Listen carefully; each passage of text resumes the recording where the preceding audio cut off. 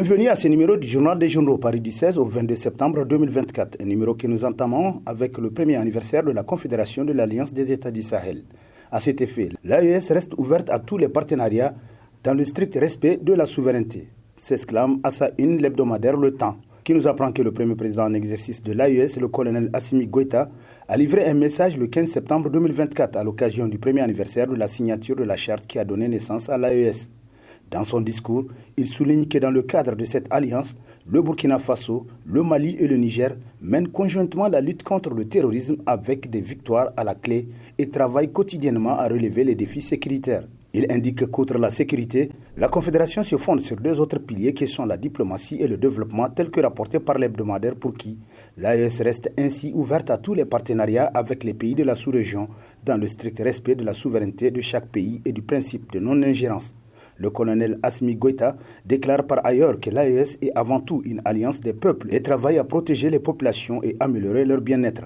L'autre annonce faite par le président en exercice de l'AES est la création d'une chaîne d'information commune pour assurer une diffusion harmonieuse des informations des trois pays. Pour conclure, Assimi Goïta déclare que l'AES s'engage à travailler à faire du Sahel un espace de paix selon Le Temps qui cite ainsi Façonnette.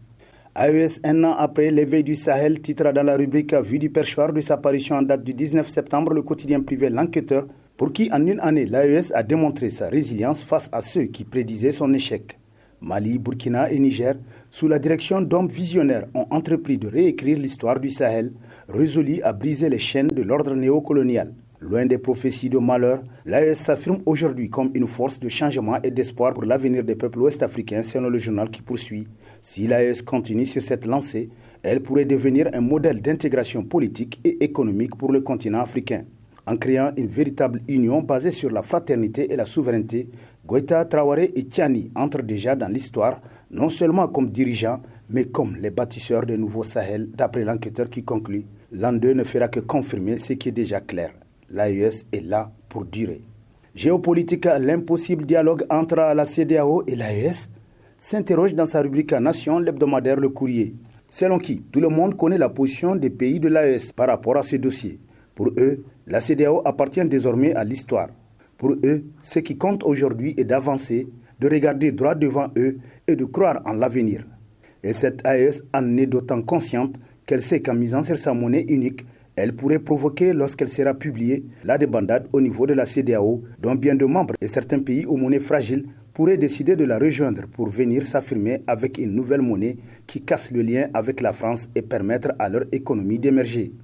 La seule issue est sans doute de ne pas avoir cette CEDEAO belliqueuse avec l'AES, car au moins il reste des choses à préserver et qui sont du quotidien des peuples, leurs échanges, leurs économies aujourd'hui interdépendantes. Le Sahel est un grand marché, et notamment pour ces États côtiers. S'ils n'ont pas le Sahel, leur marché, comme peau de chagrin, va s'étioler tristement. Certains ont commencé à le vivre déjà, car eux ont compris que le Sahel, ce n'est pas un désert, c'est une vie, c'est une économie dynamique, c'est un partenaire économique important, selon Le Courrier. Situation politique de Mohamed Bazoum, lâché par son parti, il aurait décidé de jouer au kamikaze, titre à sa une l'hebdomadaire Le Monde d'aujourd'hui, qui nous apprend que selon des témoignages recueillis auprès de l'entourage du président déchu, celui-ci aurait confessé à ses proches qu'il serait prêt à aller au sacrifice ultime s'il le fallait pour refuser de prendre acte de sa déchéance présidentielle. En effet, au fond de lui, Mohamed Bazoum demeurerait convaincu que les mobiles politiques avancés pour l'évincer du pouvoir ne tiendraient pas la route et ne seraient que des machinations d'Issifou Mahamadou et de son clan pour écourter son mandat. Pour cette raison, il serait déterminé à poursuivre dans cette attitude négationniste, advienne que pourra, s'exclame le journal qui poursuit. D'après des sources proches de son entourage, Mohamed Bazoum aurait versé dans l'ascétisme, jeûnant beaucoup et mangeant peu, et plongé dans une sorte de médiation mystique permanente. On l'a vu récemment sur certaines images, très amaigri et vieillissant, ressemblant à un moine Shaolin tibétain, selon Le Monde d'aujourd'hui. Amère vérité, le redressement financier passe inéluctablement par une traque de tous ceux qui ont fait main basse sur des milliards pour se construire des empires financiers, titre entre autres dans sa rubrique Nation, l'hebdomadaire satirique Le Canard en furie, pour qui le CNSP se fait du mauvais sang en acceptant de s'encombrer avec une situation des plus embarrassantes, pour ne pas dire compromettante. Comment expliquer que même les auteurs du vaste et inadmissible scandale du ministère de la Défense soient à l'abri de toute inquiétude judiciaire ? D'ailleurs, il n'y a jamais eu la moindre poursuite à l'encontre d'un quelconque haut fonctionnaire et ou officier supérieur dans cette affaire. Sous Issoufou, puis Bazoum, seuls les hommes d'affaires ont été entendus, histoire d'amuser la galerie avant que l'État, insulte suprême à l'endroit du peuple nigérien, ne décide de renoncer à se porter partie civile, constate le satirique Pourki, alors qu'il est l'unique plaignant. À dire vrai, les Nigériens ne comprennent pas cette logique et le CNSP doit savoir qu'il doit changer de fusil d'épaule, conclut le Canard en furie. Rapport d'inspection d'État dans le domaine pétrolier, Issoufou Mahamadou et son clan seront-ils inquiétés? S'interroge l'hebdomadaire L'actualité. Pour qui c'est peut-être le scandale du siècle au Niger? Le rapport de l'inspection diligentée dans le domaine pétrolier par le CNSP et le gouvernement de transition afin de voir clair dans l'exploitation de l'or noir dans le pays depuis une douzaine d'années de régime de renaissance.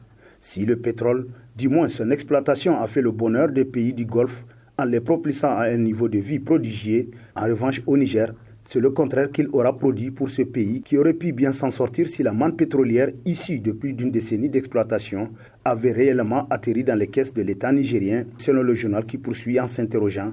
Pourquoi se donne-t-on ce mal fou pour chercher la vérité et une fois su, se refuser d'en tirer toutes les conséquences qui s'imposent? Tel est hélas aujourd'hui tout le paradoxe des autorités de la transition actuelle qui semblent vouloir ménager la chèvre et le chou, s'exclame L'actualité.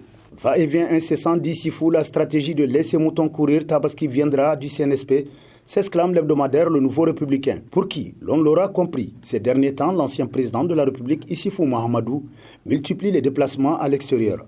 Aussitôt rentré d'un voyage, le voilà à nouveau reprendre le vol pour l'étranger, constate le journal d'après qui laisser mouton courir car Tabaski viendra, qui consistera à laisser Issoufou Mahamadou courir dans tous les sens, comme il l'a fait ces derniers temps, jusqu'à ce que toutes les pièces du puzzle soient rassemblées pour l'halali final. Pour l'instant, le CNSP a bien d'autres chats plus prioritaires à fouetter que de procéder à une quelconque arrestation d'Issoufou Mahamadou.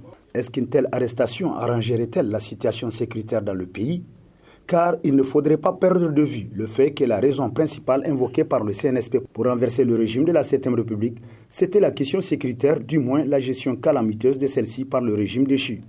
Pour le moment, c'est cette urgence sécuritaire qui importe pour le CNSP. Lorsque la donne sécuritaire globale aura été réglée, quand la situation générale du pays se sera améliorée, en ce moment-là, le CNSP pourra créer les conditions maximales pour faire entendre Issoufou Mahamadou par la justice sur tous les dossiers où sa responsabilité personnelle et directe pourrait être recherchée.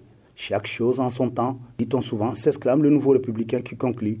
Laissons le temps au temps, disait François Mitterrand, et n'allons donc pas si vite en besogne. Attractivité, l'impérieuse nécessité de redorer l'image du Niger, titre dans sa rubrique Économie Niger Inter Hebdo, qui constate que jadis, très convoité par les investisseurs internationaux pour ses ressources naturelles et sa relative stabilité politique, grâce entre autres à la vie démocratique qui l'a caractérisé pendant plus d'une décennie, le Niger aurait depuis les événements du 26 juillet 2023 perdu de son attractivité. S'il est très tôt pour mesurer l'ampleur du désintérêt manifeste de la part des investisseurs, l'impasse politique qu'il connaît actuellement continue de nuire à l'économie du pays. Signe de cette nuisance, voire de crise de confiance, les dernières émissions des titres de dette n'ont suscité que très peu d'intérêt auprès des investisseurs selon le journal pour qui, et parmi ces derniers, les rares qui se sont manifestés ont selon Sika Finance exigé de rendements mirobolants. On peut certes se réjouir du fait que la confiance puisse se rétablir progressivement avec les partenaires techniques et financiers qui ont repris depuis quelques mois le versement de leurs aides financières afin de contribuer à la concrétisation de divers projets dits de développement. Toutefois, il convient de souligner qu'un pays ne peut se développer avec de telles aides selon Niger Inter Hebdo. Niger face à l'immobilisme du gouvernement, le CNSP sévir ou périr, s'interroge pour son éditorial en date du 16 septembre le quotidien privé Mouria La Voix du Niger, pour qui le gouvernement actuel n'a pas réussi encore à se démarquer de nombreuses pratiques tant décriées par les Nigériens, malgré les discours dignes d'intérêts socio-économiques et politiques du CNSP, qui risquent, si on ne prend garde, de rester lettre morte. C'est un fait évident que certains ministères servent encore de décor institutionnel, tout en rappelant les heures sombres des alliances souvent même contre nature, dont les acteurs politiques étaient câblés au partage ou à la distribution du gâteau national entre eux, en milieu de préoccupations réelles des populations qui pourtant leur ont accordé leur suffrage universel. On ne va pas en guerre en brandissant des soldats peu aguerris qui respirent certains ministres à la tâche, qui montrent déjà des signes d'essoufflement après seulement un an de combat, selon Mouria, pour qui c'est le triste constat qui s'applique à l'équipe gouvernementale dont la refonte est désormais une nécessité absolue pour la concrétisation de la vision noble du chef de l'État, le général Tchani. Gestion des inondations au Niger entre urgence humanitaire et défis structurels, titre dans sa rubrique Société, l'hebdomadaire L'autre républicain, pour qui la situation des inondations au Niger est devenue une préoccupation pressante pour le gouvernement et les citoyens. Lors de la session du 10 septembre 2024, le comité de prévention et de gestion des inondations, dirigé par le Premier ministre Ali Mohamed Lamine Zen, a mis en place des mesures d'urgence pour faire face à cette crise. D'importantes quantités de vivres et de kits non alimentaires, comprenant des moustiquaires, des tentes, des couvertures ont été affectées aux ménages sinistrés dans les zones touchées à printemps. Cependant, des questions fondamentales se posent quant à l'efficacité et l'équité de cette aide selon l'autre républicain. Et sur ce prend fin le présent numéro de la revue de presse.